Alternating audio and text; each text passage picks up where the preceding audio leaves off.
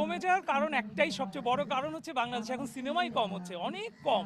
আপনি দেখেন এই গত 2 বছরে হাতে গোনা কয়েকটা সিনেমা মানে মুক্তি পেয়েছে এবং তৈরি হয়েছে। আগে যেমন প্রতি সপ্তাহে শুক্রবার মানেই 2টো করে ছবি রিলিজ পেত, আপনি দেখবেন যে অনেক শুক্রবার খালি যাচ্ছে, সিনেমাই রিলিজ হচ্ছে না, কারণ সিনেমাই নাই। যে কারণে মানে আমি আমি নিজেও এর মধ্যে এই জন্য আর বেশি একটা সুযোগ পাইনি।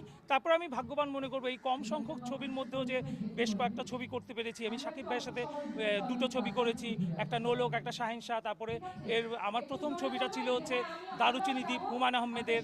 তো আমি নিজেকে ভাগ্যবান মনে করি, অল্প সংখ্যক হলেও খুব কোয়ালিটিপূর্ণ, খুব ভালো, যেটা প্রেজেন্টেবল, এরকম কিছু ভালো কাজের সাথে আমি যুক্ত ছিলাম।